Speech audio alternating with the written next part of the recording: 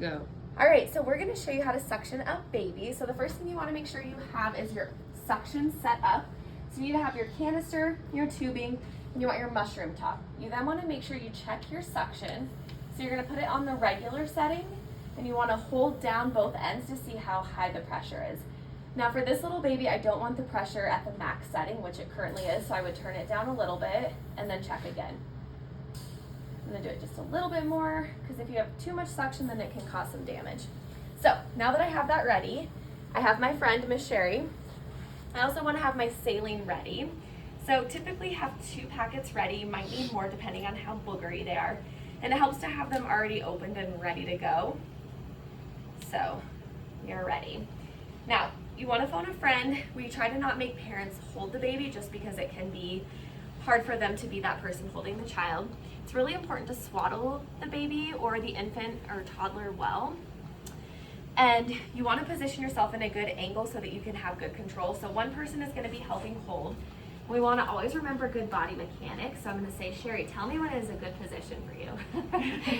That's better. Okay. The other thing I recommend is if you have a toddler who's kicking a lot, put a pillow over their leg. So if they kick, it's not going to hurt you or them. So then what I'm going to do is I'm going to take my suction and I'm going to put it to one there and the saline to the other. So I'll put the suction right on that nostril and I'll put the saline here, and then you just suck, suck, suck. So what you're doing is you're putting saline in one nostril and suctioning up the other. Now, of course, my baby doll isn't going to pull boogers through, but what you would see is that kind of saline lavage going through, and it works a lot like a neti pot. So you would just kind of see some water coming through. And that's exactly what you want. You'll typically see boogers. If you see any blood or a significant amount of blood, at that point you want to stop because their nose is too irritated. But you want to go until you're not getting any more boogers and just seeing saline. Stop, give the baby a chance to breathe, and then you can reset, switch, and do the opposite side.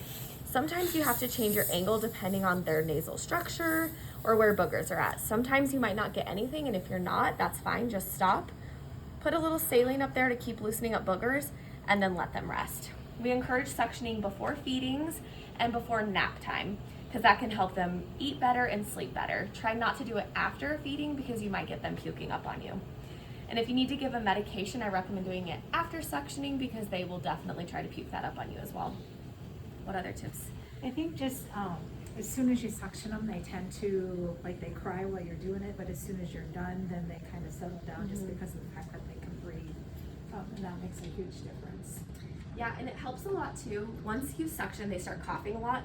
So I like to pick them up after, help set them up, and pat their back for a bit because they're going to be coughing because we've just cleared this passageway. So it's good to suction and then pat, pat, pat, let them cough it all out, give them a chance to recover, and then typically they start turning around and looking quite a bit better quickly. And then with a peds kid, let them sit back up. Give them a little bit more of that freedom back so that they're able to move around. Yep, you can unswaddle them and let them go back to watching their show.